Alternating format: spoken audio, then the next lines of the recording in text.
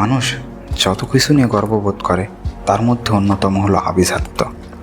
আর এই আভিজাত্যের অন্যতম মূল্যবান ধাতু হলো হীরা। হীরা কি শুধু আভিজাত্যেরই প্রতীক, নাকি আরও বেশি কিছু? নাকি এর মধ্যে লুকিয়ে আছে এমন সত্য যা সাধারণের ধরাছোঁয়ার বাইরে? হীরা কেন এত মূল্যবান, আর হীরা কেন হয়ে উঠল ধনীদের আভিজাত্য প্রকাশের উপকরণ? হীরার ইতিহাসটাই কি? কে এবং কারা এর প্রথম সন্ধান পায়?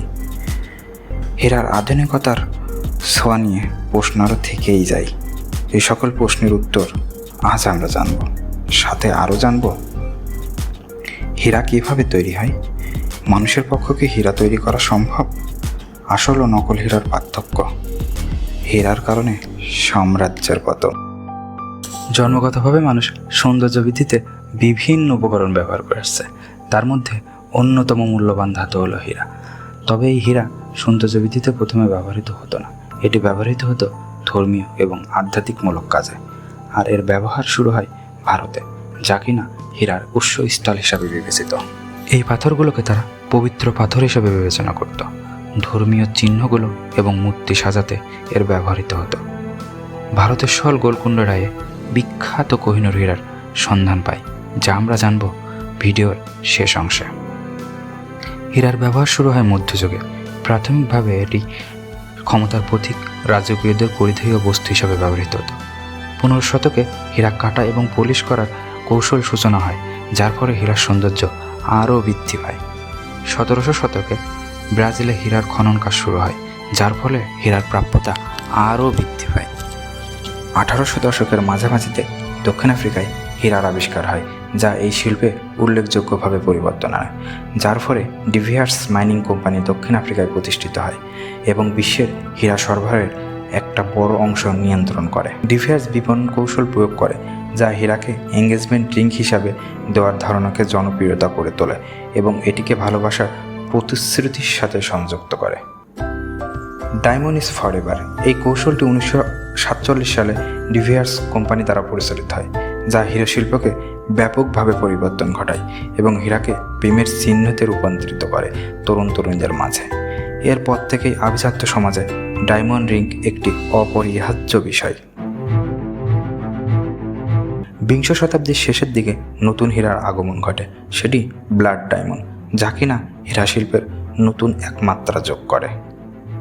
এবার আসুন হীরা কীভাবে তৈরি হয় সেটা জেনে আসি। উত্তরটা পৃথিবীর আবরণের গভীরেই রয়েছে, যেখানে তীব্র চাপ এবং তাপের মধ্যে কার্বনের একটি অসাধারণ রূপান্তরের নাম হলো হীরা।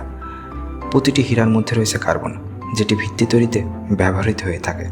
কার্বনের পরমাণুগুলি একটি অন্যটির সাথে বন্ধন করে কাঠামো দিতে সাহায্য করে, যা হীরাকে তাদের ব্যতিক্রমী কঠিন ধাতু এবং উজ্জ্বলতা দেয়। পৃথিবীর পৃষ্ঠের 100 মাইল নিচে, যেখানে তাপমাত্রা এবং চাপের পরিমাণ বেশি, সেখানে কার্বন সমৃদ্ধ পদার্থগুলি প্রচুর তাপ এবং চাপের মধ্যে পড়ে। আর এই পরিবেশটিকেই রূপান্তর প্রক্রিয়ায় কার্বনকে হীরাতে রূপান্তরিত করে। আগ্নেয়গিরির আগ্নেয় উৎপাত প্রকৃতির বিবরণ ব্যবস্থা হিসেবে কাজ করে। হীরাকে তাদের গভীর ভূগর্ভস্থল থেকে পৃথিবী পৃষ্ঠে নিয়ে আসে।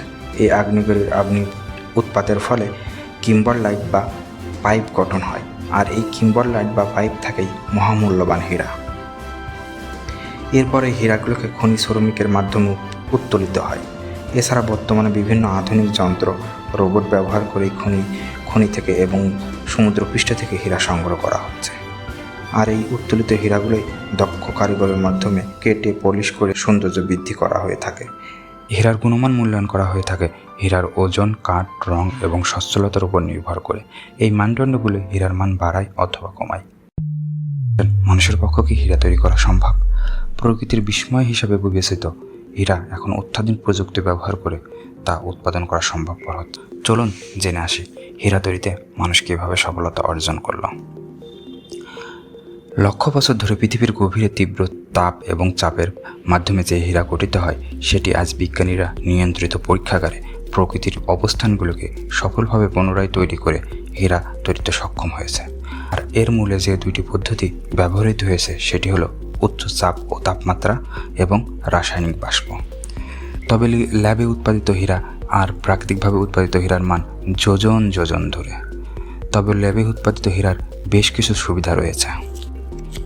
পরিবেশের ক্ষতির কারণ হচ্ছে না ল্যাবে তৈরি হীরা, সাধারণের ক্রয় ক্ষমতার মধ্যে আছে ইত্যাদি। এখন জেনে আসি আসল এবং ল্যাবে তৈরি হীরার মধ্যে পার্থক্য।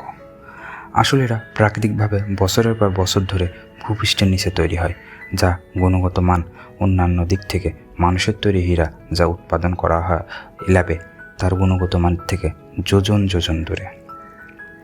আসল হীরার বাজার মূল্য আকাশচুম্বী, যা ল্যাবে তৈরি হীরার বাজার মূল্য তুলনামূলক কম।